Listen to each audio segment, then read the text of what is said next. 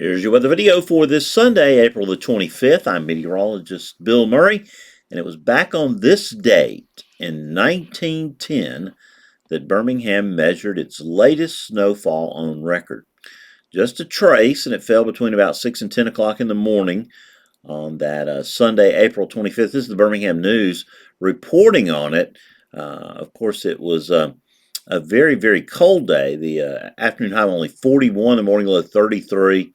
Widespread frost across north and central Alabama resulted in the loss of much of the cotton and corn crops, which was a severe financial disaster, but just a very unusual weather event on this date back some 111 years ago. Today, trough over the east, trough in the west, ridge over the southern plains. That's the weather story.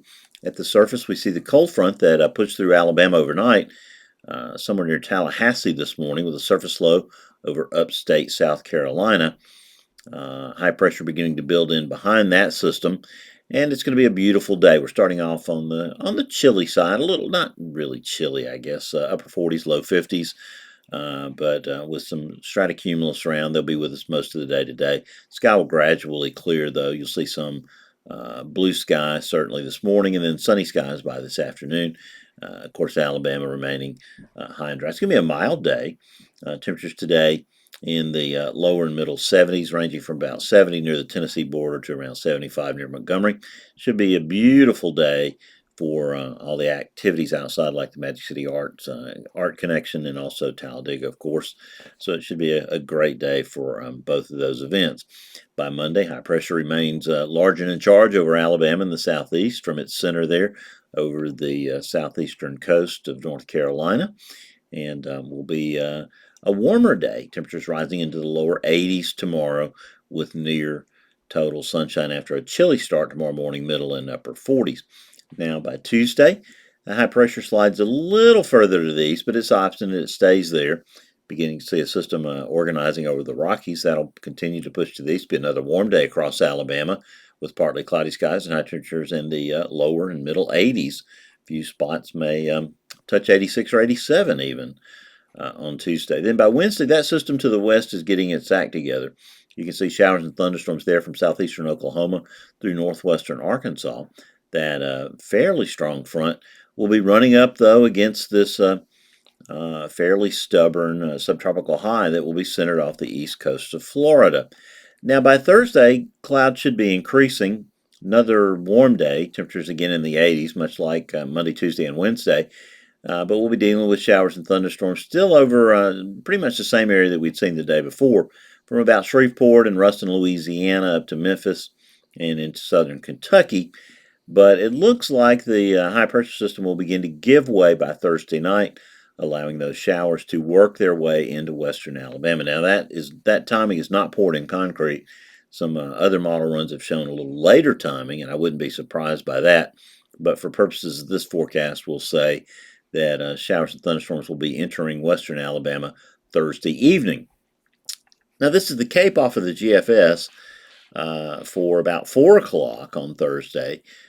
Showing a good bit of instability over southern Mississippi into southeastern Louisiana, with some instability, less than 500 joules per kilogram over most of Alabama. So again, this system looks like it might look like the last 2 or 3 systems that have been through the state, with fairly low Cape and just not able to really get its act together. And that's what we'll hope is the situation.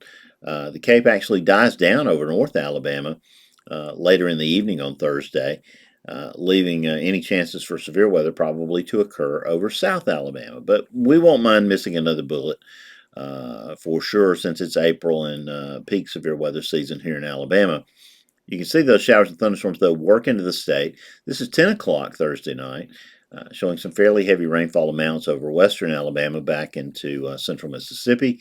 That system by 7 a.m. on Friday is generally along I-59. You can see it's making its way slowly to the east. Finally out of here by Friday evening. This is 7 o'clock, showing some leftover showers over eastern Alabama and even into Saturday.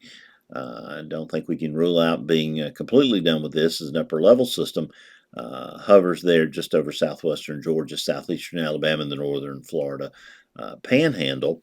But skies should be clearing over Alabama, and Sunday should be a sunny and mild day across the state. Here's temperatures off the National Blended Model showing those 80s for Monday, Tuesday, and Wednesday this week before the cool down behind the system on Friday.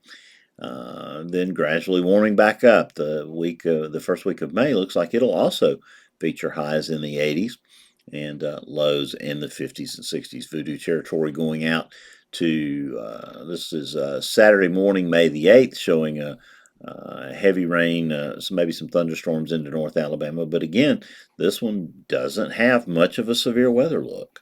Unlike April 27, 2011, that's what we'll be commemorating tomorrow night on Weather Brains. James Spann, we'll have Jim Stefkovich, Chris Darden, Jason Simpson will join us, of course, with Kevin Laws from the National Weather Service here in Birmingham, and our friend Alan Gerard, who was at the National Weather Service in Jackson then, will be with the all regular panel talking about that terrible day in Alabama and United States tornado history.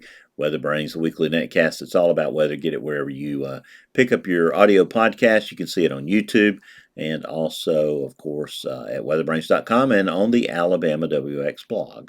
So that's your weather video for this Sunday, April 25th. I'll have notes on the blog and update on the forecast before noon.